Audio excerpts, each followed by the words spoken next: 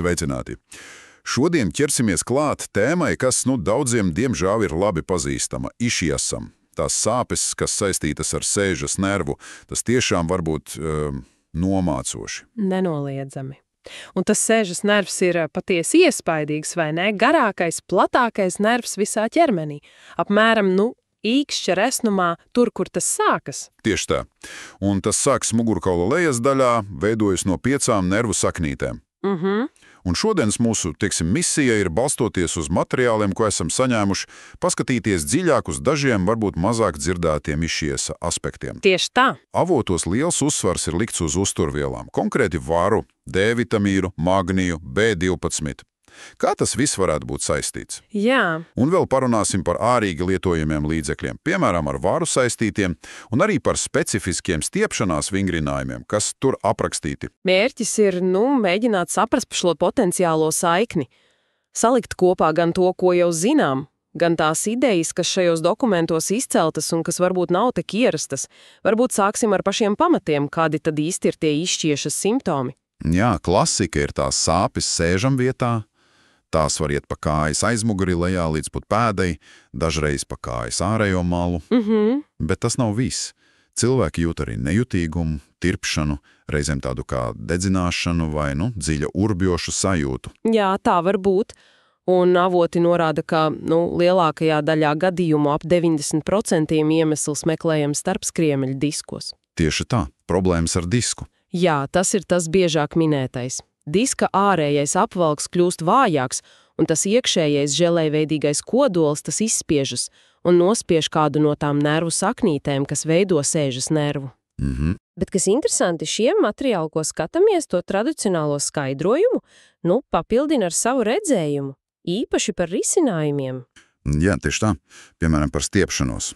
Avotos saka, jā, tas ir noderīgi, bet bieži vien tas atvieglojums ir tikai uz īsu brīdi. Īslaicīgs efekts. Jā, un attiecībā uz medicīnisko pieeju, tur jūtama tāda zināma skepse. Par ilgstošu precāpju zāļu lietāšanu, pat par ķirurģijas efektivitāti ilgtermiņā.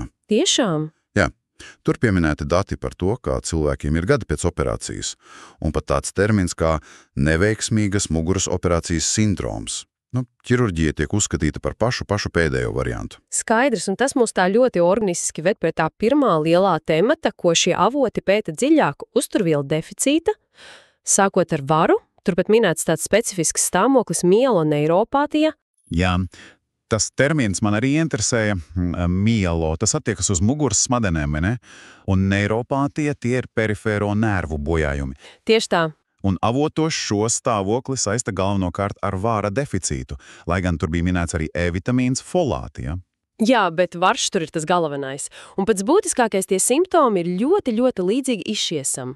Dedzināšana, tirpšana, nejūtīgums, sāpes, pat muskuļu vājums. Tas liek domāt, vai tur nav kāda cēloņa sakarība. Tieši tā. Un te parādās tā vara divējā loma šajās materiālos. Jā.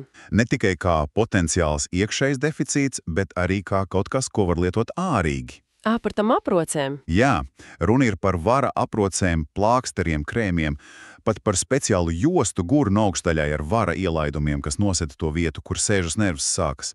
Avotos minēti, anekdotiski gadījumi, kas sāpes mazinās. Bet kā tas varētu strādāt? Kas tur ir apakšā?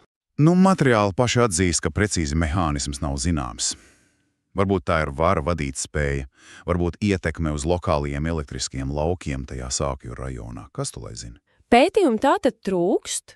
Jā, pētījumi trūkst, bet avoti uzsver risks ir zems, un šī metode esot lietot jau senatnē. Piemēram, senajā Ēģiptē, lai mazinātu sāpes un iekaisumu. Interesanti. Tur arī pieminēts ārtrīta fonda viedoklis, vai ne, kas it kā apšauk šo aproču efektivitāti. Tieši tā. Bet tas avots, kurā tas minēts, vienlaiks, liek aizdomāties par šādu organizāciju finansējumu, norāda uz iespējamu interešu konfliktu ar farmācijas industriju. Bet mēs, protams, tikai atreferējam, kas tajos materiālos rakstīts. Skaidrs. Labi, bet pievērsīsimies varas lomai iekšēji organismā. Tā ir fundamentāla, vai ne? Jā, absolūti. Varš ir nepieciešams kā līdzfaktors ļoti daudziem enzīmiem, un te ir tiešā saikne ar mūsu tēmu. Tas ir kritiski svarīgs kolagēna un saistaudu veidošanai. Kolagēna? Jā, Materiālos norādīts, ka starp skriemela diska ārējais apvalks sastāv no aptuveni 75% kolagēna. Nu tad loģiski secināt, ja trūkst vara, diski varētu būt vājāki. Jā, tieši tā, un ne tikai diski. Varš ir ļoti būtisks arī nervu sistēmas veselībai, impulsu pārvadai, mielīna apvalka veidošanai. Tas apvalks, kas izolē un aizsargā nervu šķiedras. Avots pat min pētījumu, kas saista vara deficītu ar karpālā kanāla sindromu, kas arī ir nervu kompresijas problēma, vai ne? Jā, līdzīga problēma. Un papildus tam visam varš piedalās dopamīnu sintēzē. Tur minēta saistība ar Parkinsonu, enerģijas ražošanā, miega regulācijā, melanīna veidošanā. Tas, kas saistīts ar matu nosirmošanu. Jā, arī sarkano asinsķermenīšu formēšanā, kaulu veselībā, darbojas kā antioksidants. Saraksts ir tiešām garš. Bet ja jau tas varš ir tik svarīgs, kāpēc rodas deficīts? Kādi ir tie iemesli, kas minēti materiālos? Daži ir diezgan acīm redzami, piemēram, diēta, jāēd maz gliemežvalkus, subproduktus kā aknas.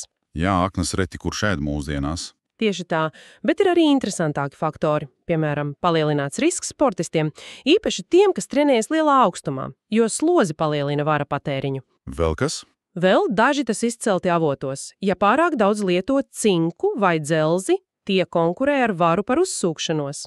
Konkurence. Jā, arī bagātināti miltu produkti, intensīva svīšana, pārmērīga sauļošanās, tas saistīts ar to melanīna sintēzi, kam vajag varu.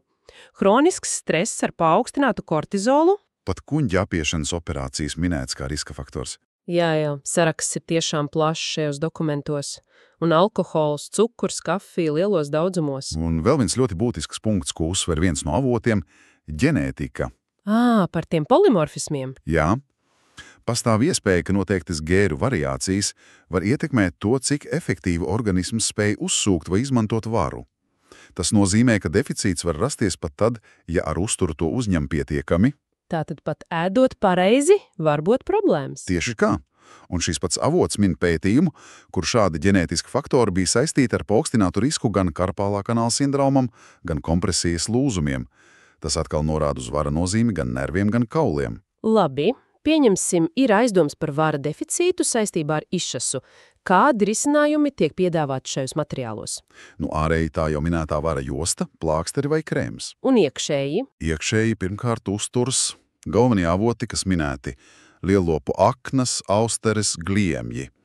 Arī tumšā šokolāde, bet ar zemu cukuru saturu. Indijas rieksti, kvalitatīva gaļa. Un kā ar uztura bagātinātājiem? Ir kādi ieteikumi? Jā, avots iesaka sākt piesardzīgi, piemēram, ar 2 mg vara dienā, un tad mēneša laikā pakāpeniski palielināt devu līdz pat 20 mg dienā. Bet ļoti uzmanīgi jāvēro pašsajūta. Tātad monitorēt sevi? Noteikti. Un ja ir uzlabojumi, tad pēc kāda laika, teiksim pēc 3-4 mēnešiem, devu varētu samazināt, atkal atgriezties pie tiem 2 mg dienā. Bet, protams, jāsaka šādas devas un lietošanas ilgums, tas noteikti būtu jāapspriež ar ārstu vai uzturu speciālistu. Protams. Labi, nākamais elements, ko avot izceļ, ir D vitamīns. Tur ir tā interesantā sakarība, ka iškjāsas sāpes nereti sāsinās tieši ziemā. Jā, tas tā intuitīvi liek domāt par saules gaismas trūkumu, un līdz ar to D vitamīna līmeņa kritumu. Tieši tā.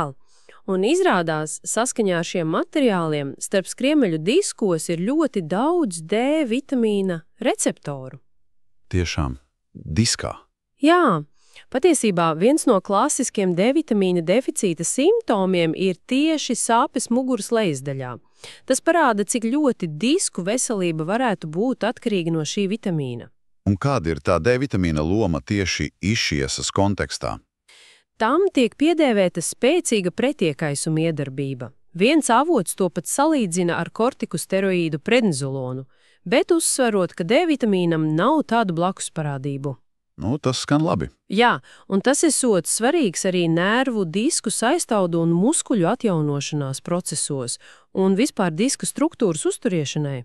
Te gan avoti ir diezgan kritiski par tām standarta ieteiktajām D vitamīna devām, piemēram, 600 līdz 2000 starptautiskajām vienībām SV dienā. Jā, tiek uzskatīts, ka tās ir, krietni par zemām, lai efektīvi cīnītos ar iekaisumu, kas bieži pavada išiesu. Un arī tā lietošana reizi nedēļā lielās dēvās esot mazāk efektīva nekā katru dienu. Jā, avots uzsver, ka tām organismu funkcijām, kas nav tieši saistītas ar kalciju metabolismu un kauliem, piemēram, imunitātes regulācijai, iekaisuma mazināšanai, ir nepieciešams krietni lielāks dienas dēles. Turklāt cilvēkiem ar insulīna rezistenci, metabolo sindromu vai prediabētu var būt traucēta D vitamīna nokļūšana tur, kur vajag, piemēram, tajos pašos diskos. Tāpēc viņiem varētu būt nepieciešamas vēl lielākas dēvas. Un kādas tad ir tās ieteicamās dēves, kas minētas materiālos? Kaut kas konkrēts ir? Ir vismaz 10 000 SVD3 vitamīna dienā. Izšies gadījumā iespējams pat 20 000 līdz 30 000 SV dienā. Bet Ir kāds bet? ir viens ļoti svarīgs nosacījums, kas tiek uzsverts. D vitamīns jālieto kopā ar magniju. Un tas mūs noveda pie nākamā elementa – magnija. Kāpēc tas ir tik būtisks šeit? Pirmkārt, magnijas palīdz regulēt kalcija metabolismu. Tas var palīdzēt novērst, teiksim, pārmērīgu kalcija nogulsnēšanos locītagās vai mugurkaulā, kas var veicināt artrītu vai mugurkaula kanāla sašaurināšanos, stenozi. Tātad palīdz kontrolēt kalciju. Jā, un otrkārt tas līdzsvaro kalcija lomu muskuļos. Ja kalcijs liek muskulim sarauties, tad magnijs nodrošina tā atslāpšanu, relaksāciju. Skaidrs. Un magnijs ir absolūti nepieciešams, lai D vitamīns un arī K2 vitamīns organismā varētu pareizi darboties. K2 savukārt palīdz novirzīt kalciju uz kauliem un zobiem, nevis uz mīkstiem audiem. Tātad tāda komandas spēle. Tieši tā. Vēl magnijs ir neaizstājams enerģijas ražošanā, ATP veidošanā, mūsu šūnu degviela. Tam ir arī pret iekaisuma iedarbība. Tas palīdz mazināt stresa hormonus, veicina labāku miegu. Kas var veicināt magnija deficītu? Kas minēts avotos? Un galvenokārt nepietiekams dārziņa daudzums uzturā, alkohola lietošana, pārmērīgs rafinātu cukuru un cietas produktu patēriņš. Un vai ir kāds ieteicamās devas išjās gadījumā?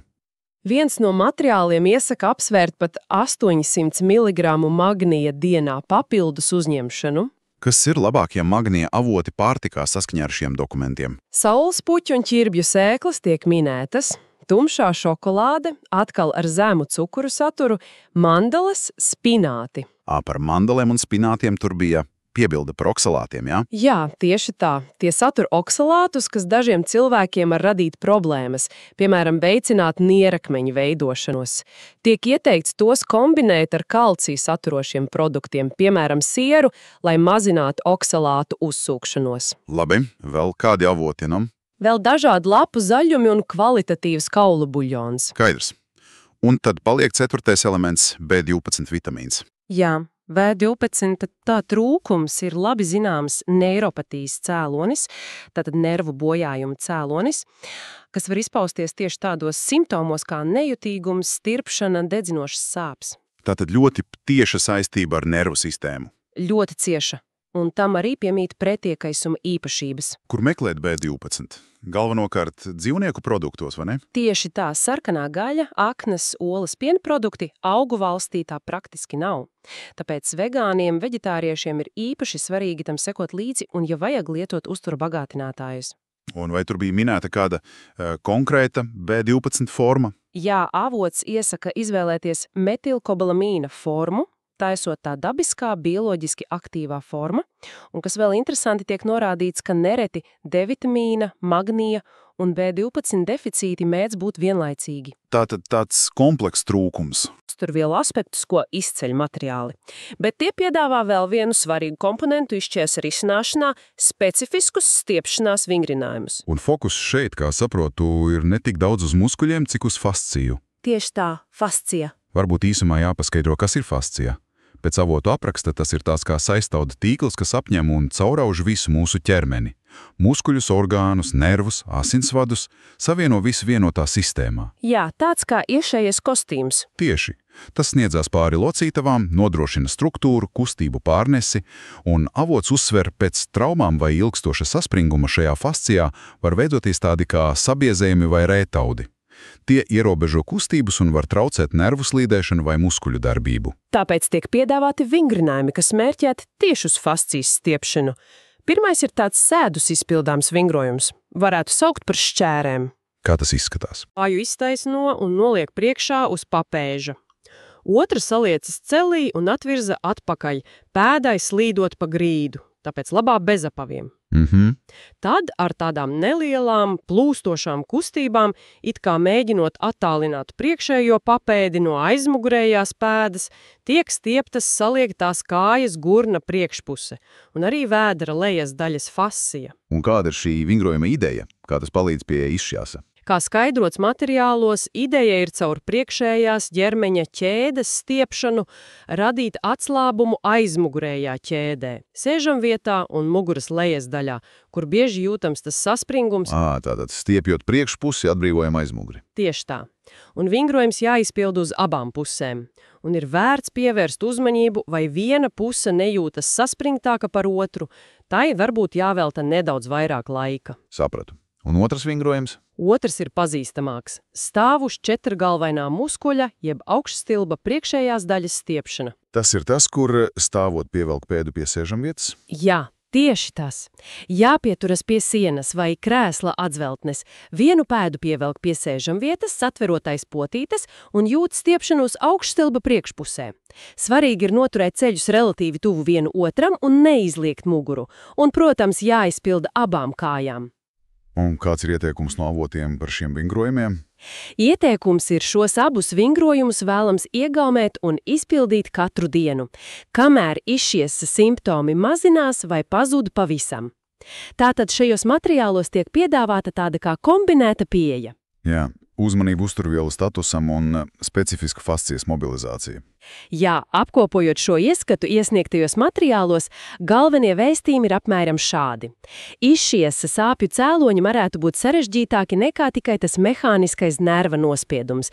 Potenciāli svarīga loma var būt vara, vitamīna D, vitamīna magnija un B12 vitamīna deficītam. Tiek arī minēti iespēja izmantot ārēju svara līdzekļus kā papildinājumu. Un blakus tiem bioķīmiskajiem faktoriem liela nozīme tiek piešķirta arī fascijas stāvoklim un elastībai. Tie specifiskie stiepšanās vingrinājumi var palīdzēt atbrīvot dziļāku saspringumu un veicināt atvesejošanos. Jā. Šo iespējamo pamatcēloņu uzturvielu līdzsvara un saistauda veselības apzināšanās, kā redzam šajos avotos, piedāvā tāds skatījums, kas sniedzās tālāk par vienkāršu simptomu nomākšanu. Tieši tā. Un noslēgumā varbūt viena doma pārdomām, kas tā kā izriet no tiem avotos minētiem savienojumiem. Starp vara deficītu, iespējamiem ģenētiskiem faktoriem, tiem polimorfismiem un tādām specifiskām problēmām kā karpālā kanāla sindroms vai kompresijas lūzumi. Jā, tas vedina uz tādu plašāku jautājumu, vai ne? Cik lielā mērā mūsu katra individuālās, varbūt pat ģenētiski noteiktās uzturvielu vajadzības ietekmē mūsu saišus starp skriemeļu disku un visas nervu sistēmas veselību kopumā, ne tikai specifiski attiecībā uz izšķiesu. Tas ir aspekts, par ko, iespējams, ir vērts padomāt dziļāk.